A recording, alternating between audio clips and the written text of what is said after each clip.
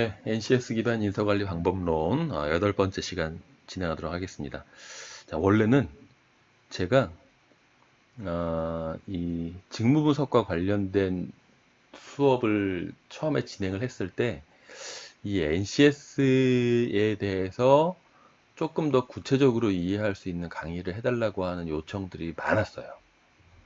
그래서 제가 이 NCS를 이전에는 강의한 적이 없어요. 제가 이 NCS를 많은 분들이 요청을 해주셔서 제가 이 교환을 그 예전에 만들어 놓은 그러니까 NCS 컨설팅을 할 때 컨설팅을 받으시는 분들에게 제가 설명드렸던 그 자료를 조금 편집해서 그리고 보완해서 이 NCS 강의 교환을 따로 만들었는데 아직 많은 분들이 이걸 필요로 하지는 않으시는 것 같아서 제가 분량을 좀 조절하도록 하겠습니다. 원래는 한 30강 정도까지 가려고 했는데 조금 단축을 하고요.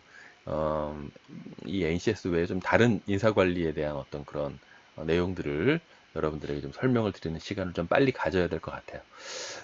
자, 오늘은 8번째 이 NCS에서 제공하는 여러 가지 그 인사관리 문서들이 있잖아요.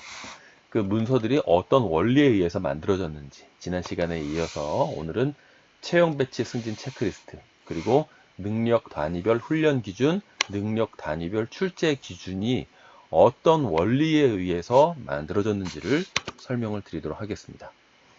지금 챕터 2 NCS에서 제공하는 대표적 인사관리 문서라고 하는 챕터를 설명드리고 있는데 이 챕터의 4번째 시간으로 진행하도록 하겠습니다. 자, 지난 시간에 평생 경력 개발 체계도 그리고 직무기술서 자가진단 도구에 대해 설명드렸고요. 오늘은 채용 배치 승진 체크리스트부터 이 문서가 만들어지는 원리에 대해서 설명을 드리도록 하겠습니다. 자, 먼저 이 채용 배치 승진 체크리스트는요. 직무 수행 능력을 체크하는 채용 배치 승진 체크리스트가 있고요. 그리고 두 번째 직업 기초 능력을 평가하는 채용 배치 승진 체크리스트가 있어요. 이 채용 배치 승진 체크리스트는 이 두 가지가 있다. 직업 기초 능력을 평가하는 체크리스트, 그리고 직무 수행 능력을 체크하는 체크리스트, 평가하는 체크리스트, 이렇게 두 가지 종류가 있다라고 하는 것을 먼저 좀 기억을 해두시면 좋을 것 같습니다. 자, 이 채용 배치 승진 체크리스트 같은 경우는 어떻게 만들어졌느냐. 먼저 직무 수행 능력을 평가하는 채용 배치 승진 체크리스트를 먼저 보도록 하겠습니다. 여기에 나와 있는 이 내용이 뭐냐면 능력 단위예요. 이 NCS 분류 체계에서 이게 NCS 분류 체계잖아요. 이 분류 체계에서 능력 단위가 여기로 오고요. 그리고 이 옆에 있는 이건 당연히 능력 단위 요소가 되겠죠. 그리고 이 능력 단위 요소의 업무를 잘 하는지 못하는지를 평가하는 이 평가 문항은 능력 단위 요소의 하위 그 구분인 수행 준거가 이 평가 문항으로 오는 거예요. 그래서 사람들을 채용하고 배치하고 승진시킬 때 이 포지션으로 조직의 중장기 사업 전략과 연간 사업 계획에 따라 당해년도 인력 소요 계획을 파악할 수 있다. 이 일을 얼마나 잘하는지 평가를 하는 거예요. 조직 구성원의 퇴직, 이동, 승진을 고려하여 조직 내부에서 충원 가능한 인력을 분석할 수 있다. 이 친구는 이걸 잘하는 것 같아. 아주 잘하는 것 같아. 평가예요. 그래서 전반적으로 그 평가 결과를 평점을 내서 평점이 우수한 사람을 채용하는 거겠죠. 그렇죠? 그리고 배치할 때도 마찬가지로 평점이 우수한 사람을 이 포지션에다가 배치를 하고 이 포지션으로 승진을 시키고 하게 되는 겁니다. 자, 이렇게 이 채용 배치 승진 체크리스트도 NCS 분류 체계에서 그대로 가지고 왔다. 이거 완전히 새로 만드는 게 아니라 이 엑셀 파일 있잖아요. NCS에서 제공하는 엑셀 파일, 이 분류 체계 엑셀 파일. 그것만 이해하면 이 문서는 그냥 만들어지는 거예요. 여기 있는 내용들 가지고 오기만 하면 이 문서 만들 수 있는 겁니다. 자, 그리고 직업 기초 능력 같은 경우는 어떻게 만들어지느냐. 여기 보시면 능력 단위의 직업 기초 능력 있죠. 그래서 이 능력 단위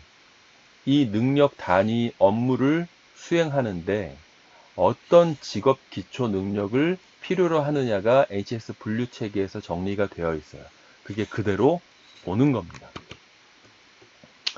그리고 능력 단위별 훈련 기준의 경우에는 자 보시면 이거는 능력 단위별 훈련 기준이잖아요. 그래서 능력 단위 과목명이 능력 단위가 돼요.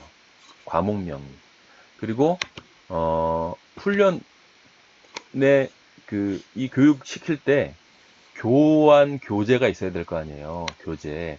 그 교재의 구성은 어떤 단원으로 이 단원에서는 어떤 훈련 내용이 제공이 돼야 되고 뭐 이런 것들은 능력 단위 요소가 이 교재의 단원, 그러니까 이 교육의 어떤 흐름이 되는 거죠.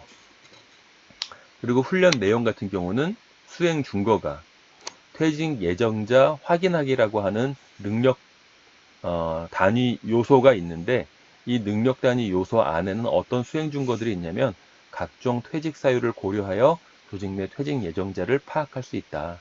파악된 퇴직 예정자에 대해 실제 퇴직 여부를 확인할 수 있다. 이런 수행 준거가 있는데요. 그러니까 이런 종류의 일을 잘 할 수 있도록 만들어주는 교육이 제공이 돼야 된다. 이 단원에서는 이런 의미죠. 그리고 KSA는 여기 보시면 지식기술 태도 있죠. 이쪽으로 그대로 가는 거예요. 그러니까 이게 일종의 퇴직 업무 지원을 담당하고 있는 사람들에게 이런 교육을 시켜라라고 하는 교육훈련의 지침이 되는 건데 이 교육훈련의 지침, 커리큘럼의 지침이 그냥 만들어진 게 아니라 이 NCS 분류 체계에 있는 내용이 그대로 온 거예요. 그러니까 이것만 여러분들이 이 NCS 분류 체계만 완벽하게 이해하시면 이런 것들을 만들어내는 거는 일도 아니라는 거예요. 그리고 여기 훈련 목표 같은 경우는 그 NCS 직무기술서에 보시면 능력 단위의 직무 목적이라고 하는 것이 있습니다. 그 직무 목적이 이쪽으로 그대로 오는 거예요. 훈련 목표. 그러니까 이런 목적을 달성할 수 있는 이 능력 단위에, 이게 능력 단위잖아요. 이 능력 단위의 직무 목적을 달성할 수 있는 목표를 가진 훈련을 제공해라 라고 하는 의미가 되는 거죠. 자, 그리고 능력 단위별 출제 기준은 이것도 여기가 능력 단위죠. 당연히 능력 단위가 이쪽으로 오게 되는 거고요. 그리고 능력 단위 요소가 이쪽으로 오게 되는 거죠. 그리고 수행 준거 뭐 그대로 나와 있는 대로 여기는 명칭이 그냥 그대로 똑같네요. 관련 지식 여기 KSA에 있는 거 그대로부터 오면 되는 거고요. 여기서 능력 단위의 정의는 뭘까요? 아까 훈련 목표처럼 NCS 직무 기술서상의 능력 단위 직무 목적에 해당되는 게 이 능력 단위 정의에 오게 되는 겁니다. 자, 그리고 나머지 뭐 평가 방법이라던가 평가 시간 이런 거 있는데 이건 여러분들이 그닥 활용하실 가능성은 별로 없는 것 같아요. 기업체에서 활용할 가능성은 별로 없을 것 같습니다. 뭐 훈련 기관이라던가 자격 인증 기관이라던가 이런 경우에서는 좀 뭐 나머지 것들을 활용할 만한 그 필요가 있겠지만 우리 기업에서는 이 평가 내용과 뭐 관련 지식 이 정도만 여러분들이 알고 계셔도 특별히 문제는 없을 것 같아요. 자, 그래서 어떤 업무를 수행하는 사람이 현재 얼마나 이 업무와 관련된 지식을 많이 보유하고 있는가 그걸 테스트하기 위해서 시험 문제를 낸다고 했을 때는 이런 내용으로 이런 부분들을 잘할 수 있는지 없는지를 확인할 수 있는 문제를 출제를 하는 거죠. 어떤 지식에 대한 이런 지식에 대한 그래서 여기에 있는 여러 가지 지식들 중에서 이런 수행준거상의 행동을 잘할 수 있는지 못하는지를 판단할 수 있는 지식들을 뽑아서 문제를 출제를 하면 되는 겁니다. 자, 그런데 이 출제를 그러니까 실제로 여러분들 회사에서 시험 문제를 내서 시험을 보는 경우들은 별로 없기 때문에 이 출제 기준 같은 경우는 여러분들이 그렇게 유심히 공부를 하지 않으셔도 특별히 문제는 없을 것 같아요. 자, 결론을 짓도록 하겠습니다. 지금까지 여러분들에게 설명드린 이 NCS에서 제공하는 다양한 인사관리 문서가 어떤 원리로 만들어졌느냐, 이 NCS의 분류 체계에서 이 NCS 분류 체계에서 이 부분 능력 단위, 능력 단위 요소, 수행 준거, 지식 기술 태도, 그리고 능력 단위에서 파생된 직업 기초 능력과 직무 자격 기준이 그대로 이 항목들이 여기 보시는 지금까지 설명드린 이 문서에 반복적으로 적용이 돼서 이 문서들을 만들어내는 겁니다. 능력 단위가 이쪽으로 또 가고, 평생 경력 개발 체계도에도 그 능력 단위가 순서대로 정리가 되어 있고, 뭐 이렇게 이 능력 단위가 직무 기술서에도 기록이 되어 있고, 이 능력 단위가 자가진단 도구에도 기록이 되어 있고, 이렇게 이 내용들이 반복적으로 적용이 돼서 이 우측의 문서들을 구성을 하게 되는 거죠. 이 원리입니다. 자, 그런데 이 NCS에서 제공하는 이 문서들을 여러분들이 그냥 그대로 다운받아서 사용하면 될까요? 안 될까요? 안 된다는 거예요. 수정을 해야 된다는 거예요. 과연 어떻게 여러분들 회사에 맞도록 수정을 해서 쓸 수 있는지 다음 시간부터는 그 수정하는 방법에 대해서 여러분들에게 설명을 드리도록 하겠습니다. 이 부분부터 이제 굉장히 중요한 거죠. 지금까지 여러분들에게 설명드린 이 8강까지의 내용들은 아주 기본적인 내용이에요. 그러니까 여러분들이 응용을 하려면, 이게 응용이죠. 회사에 맞도록 수정하는 게 응용인데, 뭔가를 응용하려면 기본적인 내용은 알아야 응용을 하잖아요. 지금까지 여러분들에게 설명드린 내용이 가장 기본적인 내용입니다. 그래서 이 응용 파트로 넘어가기 전에 여러분들이 이 기본에 대해서는 확실하게 좀 이해를 하고 넘어갈 수 있도록 해주셨으면 좋겠습니다. 자, 고생하셨고요. 다음 시간에 이 NCS 문서들을 여러분들 회사에 맞게 수정하는 방법에 대해서 설명드리는 강의를 진행하도록 하겠습니다.